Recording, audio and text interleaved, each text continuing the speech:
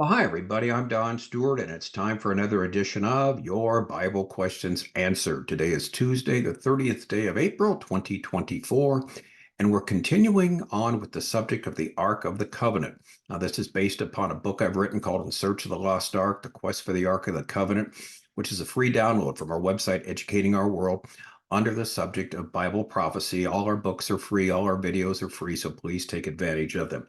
All right, we're on to chapter 7 right now. This is the 7th episode as we're looking at the subject of the Ark of the Covenant. We found, of course, the Ark is the most sacred object ever constructed. It held the 10 Commandments, the 2 tablets of stone, the second set that Moses brought down from Mount Sinai, that Moses hewed out, and God actually wrote on the tablets the 10 Commandments.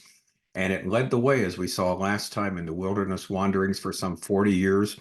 And when we left you last time, the Ark and the Israelites were on the door, knocking on the door to the promised land, ready to enter into the land that God had promised Abraham many centuries earlier. But he told him his people would have to be in slavery for 400 years before they came back to this land. Well, here they are. 400 years are up. They got out of the slavery of Egypt.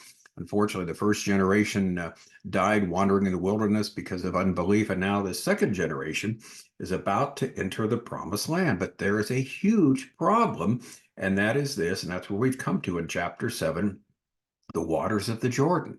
And we call this chapter the waters of the Jordan miraculously part.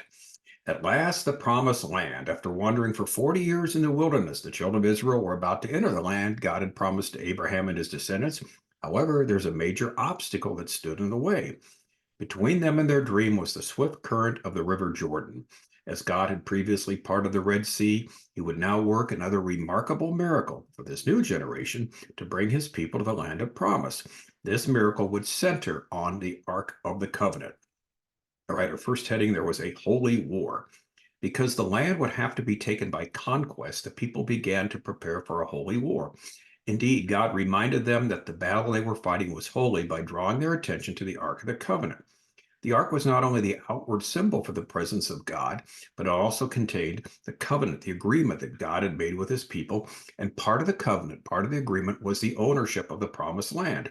The ark represented to all the people that God was going before Israel to lead them to victory. In fact, the ark would precede the people into the promised land. We read in Joshua chapter 3, verses 2 and 3. At the end of 3 days, the officers went through the camp and commanded the people, as soon as you see the Ark of the Covenant of the Lord your God being carried by the Levitical priest, then you shall set out from your place and follow it. That's Joshua chapter 3, verses 2 and 3. Fittingly, the Ark of the Covenant would lead the way. However, like we said, there was a problem, the mighty Jordan River. The Jordan River has an important place in biblical history. Growing wider with each mile, the Jordan begins its 60-mile course near the slopes of Mount Hermon and flows south to the Dead Sea, some 1,286 feet below sea level. The slopes on each side of the Jordan are steep, and sometimes they form huge precipices. At best, it is not an easy river to cross. Now, the children of Israel arrived during the month of Nisan, that's March to April, the first month of their year. Ordinarily, the river around Jericho is about 50 to 60 yards across, but this was the time of the barley harvest when the river would be twice as wide as normal. The river at flood stage must have presented an ominous sight for the people. As they were waiting at its banks for 3 days, they probably wondered how they were going to be able to cross the wide river. Who would make a way? And now we have also Israel has a new leader. This was the appropriate occasion for God to raise up Joshua in the sight of the people. It was now his time to be confirmed by God as Israel's new leader.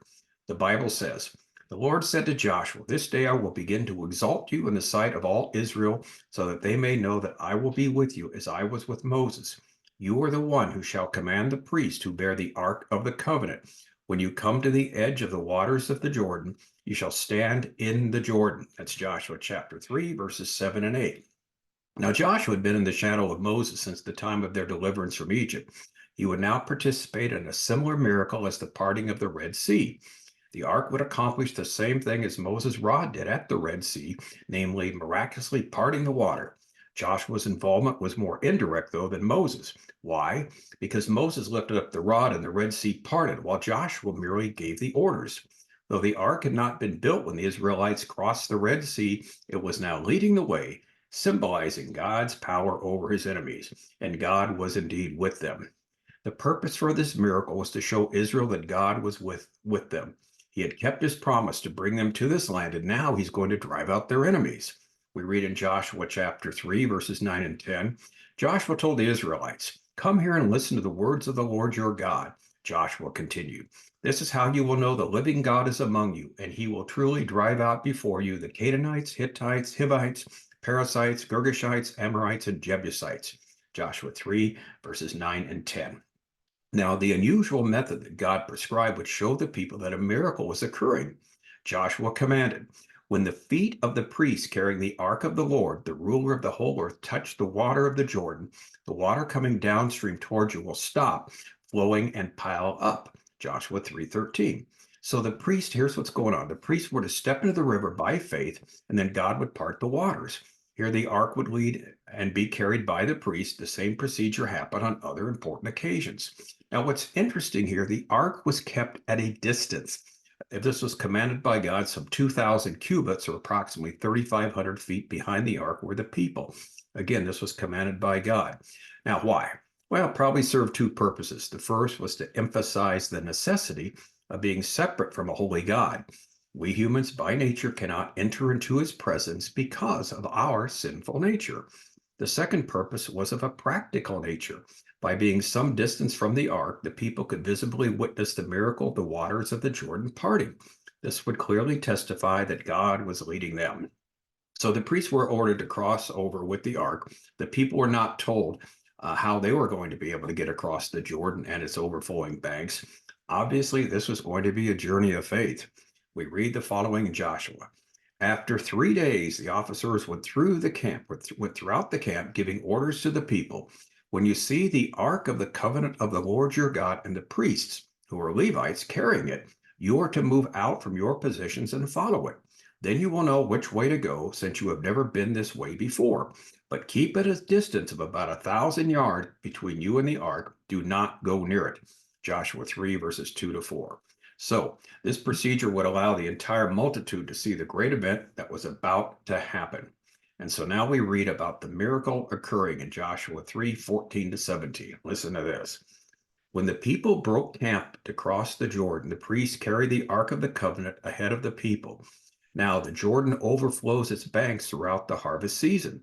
But as soon as the priests carrying the ark reached the Jordan, their feet touched the water at its edge, and the water flowing downstream stood still, rising up in a mass that extended as far as Adam, a city next to Zarethan.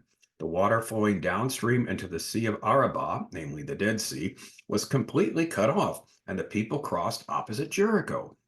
The priests carrying the Ark of the Lord's covenant stood firmly on dry ground in the middle of the Jordan, while Israel crossed on dry ground until the entire nation had finished crossing the Jordan.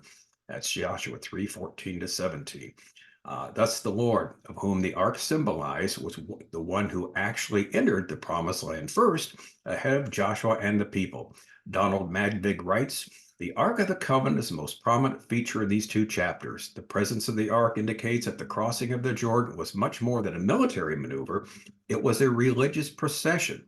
When the Ark was carried across the Jordan, the Lord was marching to claim his land. And so the water was indeed rolled back. As soon as the priests put their feet into the Jordan River, the waters rolled back. And of course, this would remind the people who were there young at that time, that were still alive at this particular time, of the deliverance from the Red Sea. The people who crossed the river on dry ground, just like at the Red Sea. But again, this does not necessarily mean the ground was not moist. Martine Woodstra, who's written a great book on the Ark of the Covenant, by the way, wrote this. The Hebrew term for dry ground, harabah, does not require that the riverbed be powdery dry, but simply means it was no longer covered with water. This indicates terra firma as contrasted with the flooding river, confer 418, where the term dry ground is used to distinguish the bank from the riverbed. Close quote. Not only did the water stop flowing, but it also went all the way back to a town called Adam, some 15 miles to the north. Adam is identified today with El Damia, about 20 miles from the Dead Sea. Since Israel crossed the Jordan opposite Jericho, about 5 miles from the Dead Sea, they were about 15 miles from Adam. So here's the question. Well, how did God do it? As at Adam, the Jordan River flows through clay banks about 40 feet high. In past rock slides have occurred near Adam, temporarily stopping the Jordan, so the suggestion is often made that God used a landslide to stop the river from flowing. Although this is possible, the account suggests that the water separated immediately in front of the priests. So the parting of the waters of the River Jordan was a miracle.